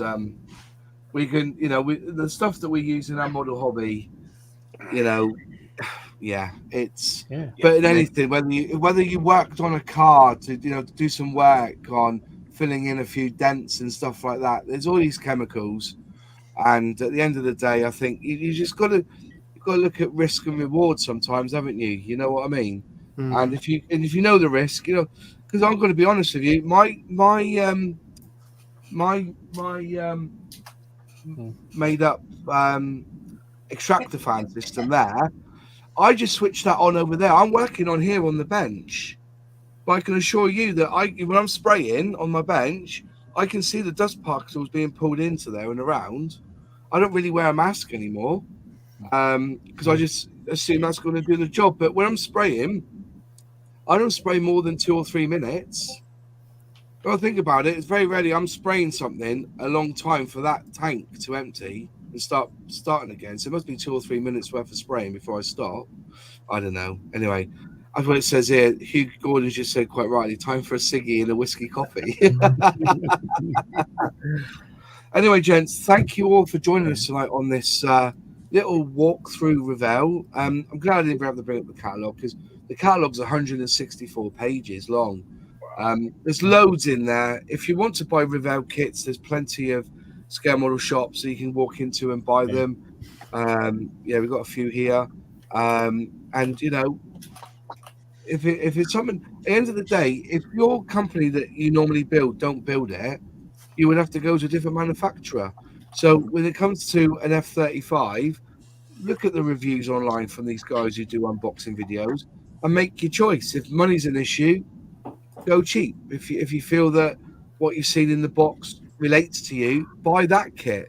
There's no right or wrong answer to what, you know, who makes the kit. It depends on what you want to do with it at the end of the day. So good luck with Revell. I think the competition is good in the trade. I really do. I think that if we get more of this, as I said, it would just be nice if each of them did their own release date and we could just talk it through. But anyways, that's it from me.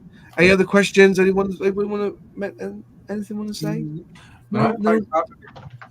Luke, somebody just said, are you from Black Rifle Model Works? Yes, Luke is the man.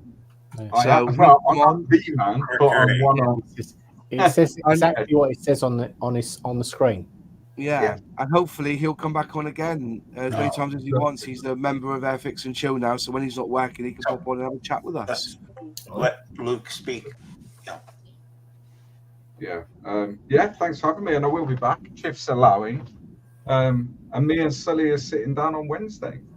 Yes. Got to mention that. Yeah. Yes, we are. Nice. So, And that reminds me, can you all go over to Hobby Barn? He's released his latest video today. It's a sad video. He's now been sent home from hospital, and he's on a permanent oxygen machine, and he's under hospice care. So if you could go over to his channel, I think somebody could put it in the comments. And I'll put it in the comments as well. Go over there and wish him well. Send him your love. Send him your prayers.